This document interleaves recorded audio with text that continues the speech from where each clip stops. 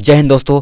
आज हम देखने वाले हैं क्लास 12th केमिस्ट्री का पार्ट 1 से पार्ट 5 तक जितने भी बहुविकल्पीय प्रश्न हैं महत्वपूर्ण। ठीक है, सबको कहना हम आज एक ही वीडियो में कहना देखने वाले हैं। ठीक है, तो बने रहिएगा आप सभी लोग। ठीक है, आज कहना बड़ा ही मज़ा आने वाला है क्योंकि आज पार्ट 1 से पार्ट 5 तक जितने भी महत्वपूर्ण बहुविकल्पीय प्रश्न सबका निपटारा क्या नाम हम एक ही वीडियो में कहना करने वाले हैं। इसलिए कहना आप सब लोग बने रहिएगा। और अगर आप नए हैं हमारे चैनल पर तो आप लोग के यहाँ सपोर्ट कीजिए, हमें हमारे चैनल को सब्सक्राइब कर लीजिए और साथ में बेल आइकन दबाकर ऑल पर सेट कर लीजिए। ठीक है, चलो कहना देख लेते हैं कि पार्ट 1 से पार्ट 5 तक कितने कहना महत्वपूर्ण बहुविकल्पीय प्रश्न हैं। ठीक है, चलो देख लेते हैं। तो हम बहुविकल्पीय प्रश्न को हम पहले पार्ट से स्टार्ट करते हैं। पहला पार्ट का नाम क्या है? बिलियन। बिलियन में कितने महत्वपूर्ण बहुविकल्प प्रश्न हैं उनको कहना देख लेते हैं। तो पहला क्या है? पहला है निम्नलिखित में से कौन सा बिलियन का अणुसंख्या गुणधर्म है? तो इसमें का पहला ऑप्शन है शून्यता, दूसरा है पृष्ठ तनाव, तीसरा है प्रकाशीय घूर्णन और चौथा है परासरण दाब।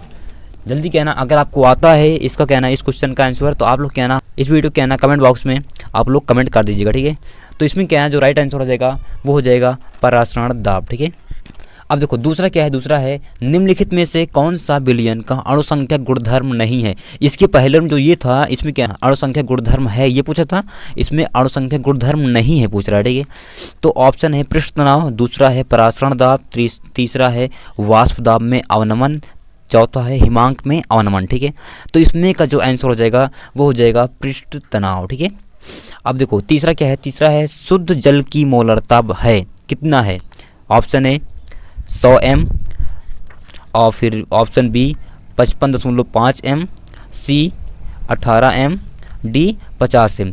इसमें का राइट आंसर क्या होगा? इसमें का राइट आंसर हो जाएगा 55.5 m। ठीक है, समझ गए? तो अगला देखते हैं। ठीक है, अगला है एक आदर्श बिलियन का गुण होता है। क्या होता है एक आदर्श बिलियन का गुण? ऑप्शन ए है यह राउल्ट का नियम मानता है, ऑप्शन बी मिश्रण मतलब कि डेल्टा H मिश्रण बराबर 0 होता है, या फिर डेल्टा V मिश्रण बराबर 0 होता है, या ऑप्शन डी है सभी। तो इसमें जो हो जाएगा सही आंसर वो हो जाएगा सभी। राउल्ट का नियम भी मानता है, डेल्टा H मिश्रण भी मानता है, डेल्टा V मिश्रण भी मानता है। ठीक है, अब देखो अब पांचवा प्रश्न है ताप बढ़ाने पर H2 की जल में विलेयता क्या होगा? तो ऑप्शन ए है बढ़ता है, दूसरा ऑप्शन है घटता है और तीसरा है अपरिवर्तित रहता है और चौथा है नॉट मतलब कि नहीं। तो इसमें का जो राइट आंसर हो जाएगा वो हो जाएगा घटता है। ठीक है, समझ गए? आप चलो क्या ना देख लेते हैं इसमें का छठवां क्वेश्चन क्या है। ठीक है, तो अब देखो छठवां प्रश्न क्या है? छठवां है ताप बढ़ाने से किसी द्रव का वाष्प दाब क्या होता है? ऑप्शन ए है सदैव बढ़ता है, ऑप्शन बी है सदैव घटता है, ऑप्शन सी है ताप पर निर्भर नहीं करता, ऑप्शन डी है ताप पर आंशिक निर्भर करता है। इसमें का राइट आंसर हो जाएगा सदैव बढ़ता है। ठीक है, अब आता है पार्ट 2 जिसका नाम क्या है? विद्युत रसायन। इसमें का क्या है देख लेते हैं। तो सातवां क्वेश्चन है किसी भी इलेक्ट्रोड का इलेक्ट्रॉन विभव निर्भर करता है किस पर? धातु की प्रकृति पर, ये प्रकृति है। ठीक है, और दूसरा है बिलियन की मोलरता पर, और तीसरा है बिलियन के ताप पर, और चौथा है सभी पर मतलब कि धातु की प्रकृति पर भी, बिलियन की मोलरता पर भी, बिलियन के ताप पर भी। तो इसमें क्या है? राइट आंसर हो जाएगा सभी पर। ठीक है, अब देखो आठवां क्वेश्चन क्या है? सेल स्थिरांक की इकाई है। सेल स्थिरांक की इकाई क्या है? तो इसमें क्या राइट आंसर हो जाएगा सेंटीमीटर इनवर्स। ठीक है, क्या हो जाएगा? Centimetre inverse. ठीक है, नौवां क्वेश्चन क्या है? चालकता मतलब विशिष्ट चालकत्व। ठीक है, की इकाई है क्या है? ए ओम मीटर इनवर्स, बी ओम मीटर सेंटीमीटर इनवर्स, तीसरा है ओम मीटर -2 और फिर सेंटीमीटर स्क्वायर। ठीक है, तो डी क्या है? ओम मीटर इनवर्स सेंटीमीटर स्क्वायर। ठीक है, इसमें का राइट आंसर क्या हो जाएगा? इसमें का राइट आंसर हो जाएगा ओम मीटर इनवर्स सेंटीमीटर इनवर्स। ठीक है, समझ गए? 10वां क्वेश्चन क्या है? 10वां क्वेश्चन है तन्यता बढ़ाने पर विशिष्ट चालकता हमेशा बढ़ता है। ठीक है, अब चलो क्या देख लेते हैं अगला प्रश्न। ठीक है, तो जो अगला प्रश्न है वो है पार्ट 3 के पार्ट 3 से, ठीक है। पार्ट 3 का नाम क्या है? रासायनिक बलगतिकी, ठीक है, पार्ट 3 का नाम है। तो इसमें का अब देख लेते हैं कौन कौन सा मोस्ट इंपॉर्टेंट बहुविकल्पीय है। तो देखो 11वां नंबर क्वेश्चन है, शून्य कोटि की अभिक्रिया के वेग स्थिरांक की इकाई है। मतलब ये पूछ रहा है शून्य कोटि की अभिक्रिया का वेग स्थिरांक क्या है, ठीक है। तो इसमें का जो राइट आंसर हो जाएगा वो हो जाएगा mole litre inverse second inverse, ठीक है। ये क्या राइट आंसर हो जाएगा, ठीक है। अब पूछ रहा है दूसरा 12वां नंबर क्वेश्चन है, प्रथम कोटि की अभिक्रिया के वेग स्थिरांक की इकाई है। इसमें शून्य कोटि पूछ रहा था, इसमें प्रथम कोटि पूछ रहा है, ठीक है। तो प्रथम कोटि की अभिक्रिया का वेग स्थिरांक क्या है? तो यहाँ पर प्रथम कोटि की वेग स्थिरांक का क्या है? ये रहा, ठीक है।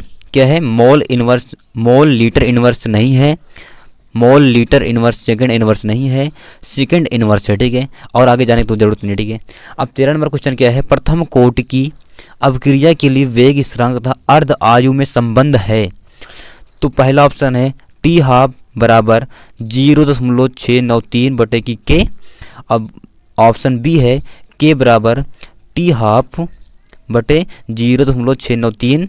ऑप्शन सी है टी हाफ बराबर 0.693 के। ऑप्शन डी है टी हाफ के बटे की 0.693, ठीक है।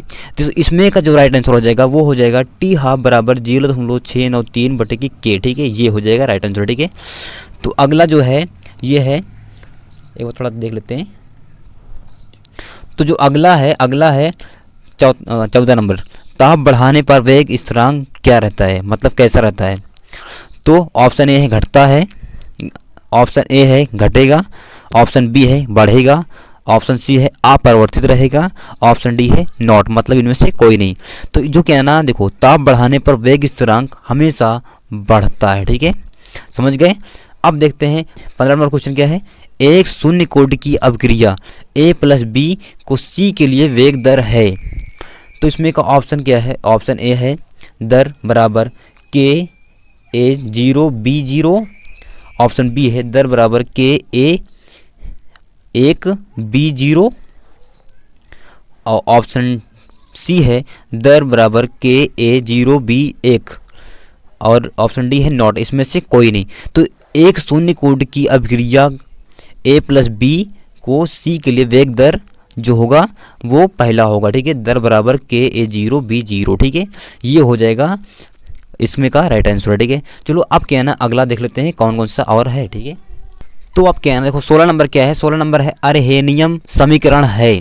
ऑप्शन क्या है? ऑप्शन ए है के बराबर माइनस ई ए बटे की आर टी, ऑप्शन बी है के बराबर ए ई माइनस ई ए बटे की आर टी, ऑप्शन सी है के बराबर ए ई और फिर ई ए बटे की आर टी, ऑप्शन डी है के बराबर ई माइनस ई ए बटे की आर टी। तो इसमें का जो राइट आंसर हो जाएगा वो हो जाएगा के बराबर A E minus E A R T, ठीक है, यह राइट आंसर हो जाएगा, ठीक है। और फिर क्या देखो, अब आता है पार्ट 4, ठीक है। पार्ट 4 का नाम क्या है? डी तथा एफ ब्लॉक के तत्व, ठीक है, तत्व। इसको क्या ना, इसमें कितने क्या ना मोस्ट इंपॉर्टेंट बहुविकल्पीय प्रश्न है, उनको क्या ना तो देख लेते हैं, ठीक है। तो देखो 17 नंबर क्वेश्चन क्या है, लैंथेनाइट श्रेणी में सामान्य ऑक्सीकरण अवस्था है। तो ऑप्शन ए है +2, ऑप्शन बी है +3, और ऑप्शन सी है +4, और ऑप्शन डी है +5। तो इसमें का जो राइट आंसर हो जाएगा वो हो जाएगा +3, ठीक है। तो अब 18 नंबर क्वेश्चन क्या है, उच्चतम ऑक्सीकरण अवस्था किसके द्वारा दर्शाई जाती है? ऑप्शन है, ऑप्शन बी है CR, ऑप्शन सी है MN, और ऑप्शन डी है V। तो इसमें का जो राइट आंसर हो जाएगा वो हो जाएगा MN, ठीक है। तो अगला क्वेश्चन है 19 नंबर क्वेश्चन क्या है, निम्न में से प्रतिचुंबकीय है। ऑप्शन है Cr2+, ऑप्शन बी है Zn2+, ऑप्शन सी है Ti2+, ऑप्शन डी है Fe3+। तो इसमें का जो राइट आंसर हो जाएगा वो हो जाएगा Zn2+, ठीक है। ये क्या ना इसमें का राइट आंसर हो जाएगा, ठीक है। अब अगला क्या है 20 नंबर क्वेश्चन, निम्न तत्वों में लैंथेनाइट तत्व है। ये क्या ना बहुत ही इंपॉर्टेंट है, ठीक है। ये क्या ना VVI क्वेश्चन है, ठीक है। ये तो क्या है, क्या पूछ रहा है, निम्न तत्वों में लैंथेनाइट तत्व है। तो ऑप्शन है RA, option B CE, option C AC, option D ZR, ठीक है। तो इसमें का जो राइट आंसर हो जाएगा वो हो जाएगा CE, ठीक है, इसमें का राइट आंसर हो जाएगा। ठीक है, चलो देख लेते हैं। और अभी क्या ना कितने प्रश्न हैं, ये 4 पार्ट का हो गया। अब देखते हैं पार्ट 5 के भी। ठीक है, तो अब देखते हैं पार्ट 5। जो पार्ट 5 है उसका नाम क्या है, उपसह संयोजन यौगिक। जो 21 नंबर क्वेश्चन है वो क्या है, K3 FeCN6 कोष्टक में Fe की ऑक्सीकरण संख्या क्या होगा। तो जो इसमें का जो राइट आंसर है वो हो जाएगा +3। ठीक है, तो अगला क्या है, अगला 22 नंबर क्वेश्चन क्या है, 22 नंबर क्वेश्चन है निम्न में से कौन सा उपसह संयोजन यौगिक नहीं बनाता है। तो ऑप्शन है Na+, ऑप्शन बी है Cr2+, ऑप्शन सी है Cr3+, ऑप्शन डी है CO2+। ठीक है, तो इसमें का जो राइट आंसर हो जाएगा वो हो जाएगा Na+। ठीक है, क्या हो जाएगा, Na+। ठीक है, तो अब 23 नंबर क्वेश्चन क्या है, 23 नंबर है हेक्टोलैटिक संकर है। इसमें का जो ऑप्शन ए है वो है FeCN6 कोष्टक में फिर क्या ना 4। ठीक है, अब जो बी ऑप्शन है वो है CONH3 फिर कोष्टक में फिर क्या ना 5SO4 फिर बड़ा वाला कोष्टक फिर क्या ना फिर प्लस। ठीक है, ऑप्शन सी जो है ये है HgI4 कोष्टक में 2-। ठीक है, और फिर जो ऑप्शन डी जो है ऑप्शन डी जो है वो है CONH3। ठीक है, ये क्या ना सी नहीं, ठीक है, ये ऐसे बंद ये कोष्टक है। ठीक है, तो CONH3C6 और फिर कोष्टक में 3+। ठीक है, तो जो इसमें का जो राइट आंसर हो जाएगा वो हो जाएगा CONH3 5SO4। ठीक है, इसमें का राइट आंसर हो जाएगा। अब देख लेते हैं 24 नंबर क्वेश्चन क्या है, वो है 24 नंबर क्वेश्चन क्या है, होमोलैक्टिक संकर है। होमोलैक्टिक संकर क्या है। ठीक है, चलो देख लेते हैं। ठीक है, होमोलैक्टिक संकर क्या है, तो जो क्या ना होमोलैक्टिक संकर है वो उसमें का जो पहला ऑप्शन है वो है CONH3 फिर कोष्टक बड़ा वाला कोष्टक फिर 3-। ठीक है, फिर ऑप्शन बी है CONH3 6Cl फिर कोष्टक में फिर यहाँ पर प्लस। ठीक है, अब ऑप्शन सी है CONH3 फिर कोष्टक में छोटा वाला फिर 4 फिर यहाँ पर Cl2 बड़ा वाला कोष्टक फिर प्लस। ठीक है, ऑप्शन डी जो है वो है Cr फिर क्या ना छोटा वाला कोष्टक H2O फिर 6Cl बड़ा वाला कोष्टक 2+। ठीक है, तो जो इसमें का जो राइट आंसर हो जाएगा वो हो जाएगा पहला। ठीक है, क्या हो जाएगा, CONH3 6। ठीक है, ये वाला हो जाएगा। ठीक है, अब देखते हैं 25 नंबर क्वेश्चन क्या है। ठीक है, तो 25 नंबर क्वेश्चन क्या है, निम्न में से उदासीन लिगेंड है। तो जो इसमें का जो राइट आंसर हो जाएगा वो हो जाएगा H2O। ठीक है, समझ गए, इसमें क्या ना H2O क्या ना जो है वो उदासीन लिगेंड है। ठीक है, तो बस आज की वीडियो में क्या है ना हम 25 क्वेश्चन आपको बताए। 25 क्वेश्चन में क्या है ना 25 क्वेश्चन अगर आप याद कर लेंगे आज अच्छे से तो आप क्या है ना कहीं पर दिक्कत होने वाली नहीं है। ठीक है, तो ये क्या है ना 25 क्वेश्चन जो हैं वो पार्ट 1 से पार्ट 5 तक के एकदम महत्वपूर्ण क्वेश्चन मतलब कि बहुविकल्पीय क्वेश्चन हैं। ठीक है, इसलिए इन 25 क्वेश्चन को अच्छे से क्या है ना आप कॉपी में लिख करके याद कर लीजिएगा। ठीक है, चलो मिलते हैं अब पार्ट 2 में, मतलब पार्ट 5 से पार्ट जितना क्या ना अब केमिस्ट्री का है सबका बहुविकल्पीय प्रश्न क्या ना हम बार से देखने वाले हैं। ठीक है, इसलिए आपसे ये मिस ना हो इसलिए आप क्या ना हमारे चैनल को सब्सक्राइब कर लीजिए और साथ में बेल आइकन दबाकर ऑल पर सेट कर लीजिए। ठीक है, चलो मिलते हैं अब पार्ट 2 में बहुविकल्पीय के, तब तक के लिए जय हिंद, वंदे मातरम।